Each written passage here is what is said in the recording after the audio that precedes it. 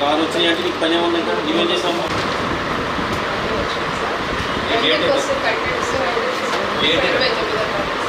నాకు ఏమొచ్చినాయి? 3 వచ్చినాయి, 4 వచ్చినాయి.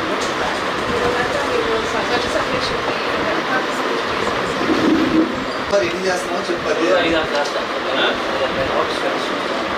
ఆఫీస్ కలిసి అంటే బాబు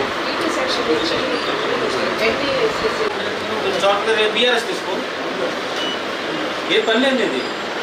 ఇదన్నా ఎందుకు వర్క్ ఏం చేస్తావు నువ్వు? షాపింగ్ ఏం వసూలు చేస్తాము? అడిట్ ఎంత ఇచ్చాము ఆయనకి? ఏం చేశాడు ఆయన? ఈ 1 మంత్లో ఏం చేశాడు? నిన్న ఏం చేశాడు? ఏంటి అసలు ఏం చేసి వర్క్ ఏది? దానికి ఆయనకి పర్ఫార్మెన్స్ రివ్యూ చేయడానికి ఏది? బాబు నీ జాబ్ చార్ట్ ఏంటి? ఏమేం చేసావు? శ్రీగిరి గిరి ప్రదక్షిణ కమిటీ అధ్యక్షులు రాధా రమణ గుప్తా జంధ్యం, కోశాధికారి వలేటి కృష్ణారావు, సహ కార్యదర్శి నేరెళ్ల శ్రీనివాసరావు, సభ్యులు గనిశెట్టి రాము, దోగిపట్టి మల్లికార్జున, దేశకృష్ణ, శనిగేపల్లి నాగాంజనేయులు, బాల్చా వెంకట సుబ్బారావు, సత్యవతి, కేవీఎస్, పెద్దిశెట్టి సుబ్రహ్మణ్యం, బొమ్మిశెట్టి వెంకటేశ్వరరావు, గ్రంథి సుధీర్, తాతా రామకృష్ణ, తెనాలి రాఘవ, బొమ్మిశెట్టి అమర్నాథ్, విశ్వనాథుల వెంకట సుబ్బారావు, విజయలక్ష్మి, కె కిషోర్, కనమర్లపూడి సుబ్రహ్మణ్యం, సామి రాఘవేంద్ర, జిల్లా శ్రీనివాసరావు మరియు భక్తులు పెద్ద సంఖ్యలో పాల్గొన్నారు.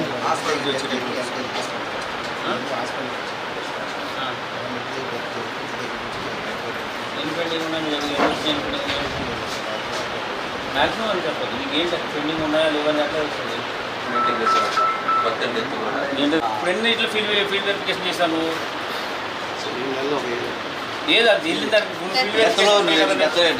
సర్టిఫికేట్స్ వచ్చిన వాటికి కనీసం రిజిస్టర్మెంట్ చేయట్లేదు. రిజర్వ్ చేయలేదు. ఒకవేళ నువ్వు ఎస్ఓటీగా రివ్యూ చేయాలన్నా కమిషనర్ తెలుసుకోవాలనుకున్నా కానీ అసలు ఎన్ని డెత్ సర్టిఫికేట్స్ మనకి వచ్చినాయి, డెత్ అప్లికేషన్స్ వచ్చినాయి, అందులో ఎన్ని యాక్చువల్గా వీళ్ళు ఇన్స్పెక్షన్ చేసి మీ ఫైనల్ సిగ్నేచర్తో చేశారు, ఎన్ని పెండింగ్ ఉన్నాయనేది ఎక్కడుంది? ఇది మూడగట్ట కూర్చున్నాడు. ఎక్కడ కూర్చుని చేయడానికి ఏమవుతుంది? అది ఎన్ని రీచ్ అయినాయి సార్? పెండింగ్ ఏమవుతుంది? అది మొత్తం రీచ్ అవుతుంది. అవును, పెండింగ్ ఏముంటుంది? పెండింగ్ లేవా? అయితే పెండింగ్ ఏమి డెత్ సర్టిఫికేట్ పెండింగ్ లేదు ఇవ్వాల్సింది.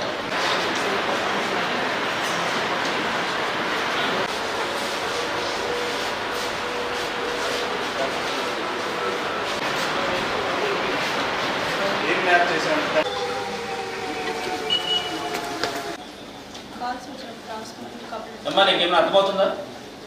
ఒక కాల్ వచ్చిన తర్వాత మిగతా సార్ ఏం చేస్తున్నారు? మీరు వచ్చే వరకు వెయిట్ చేస్తున్నారు అంతే కదా? రోజంతా ఇక్కడ కూర్చుని మీరేం చేస్తారు? ఖాళీ కూర్చుని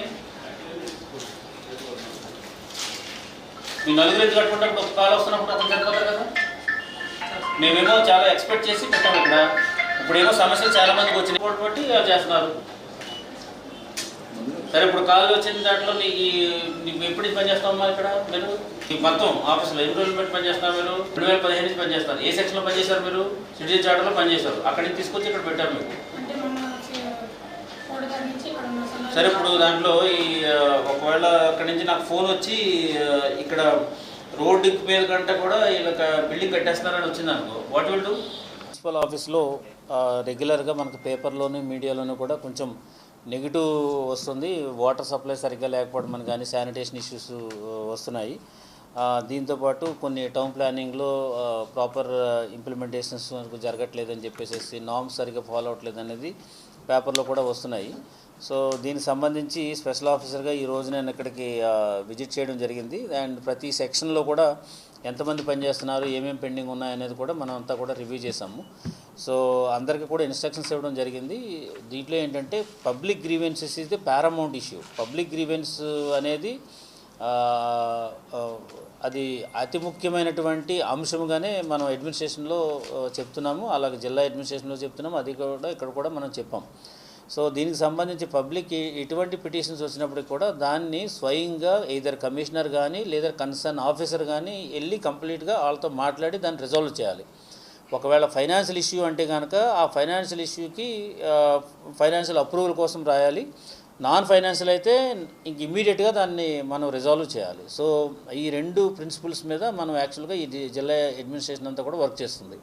అందులో భాగంగానే ఈరోజు మొత్తం మున్సిపాలిటీలో ఉన్నటువంటి ఆఫీసర్స్ ఏం చేస్తున్నారు, వాళ్ళకి సరైన అమౌంట్ ఆఫ్ వర్క్ ఇచ్చామా, లేదంటే ఎక్కువ వర్క్ ఎవరికి ఉందో తక్కువ వర్క్ ఎవరికి ఉందో అనేది కూడా మనం కొంతమందికి అడగడం జరిగింది. కొన్ని సెక్షన్స్లో అయితే కొంత లీస్ట్ వర్క్ ఉన్న వాళ్ళు ఉన్నారు, హెవీ బర్డెన్ వర్క్ ఉన్నారు. సో వాళ్ళని రేషనలైజ్ చేయమని చెప్పేసి కమిషనర్ గారు కూడా చెప్పడం జరిగింది.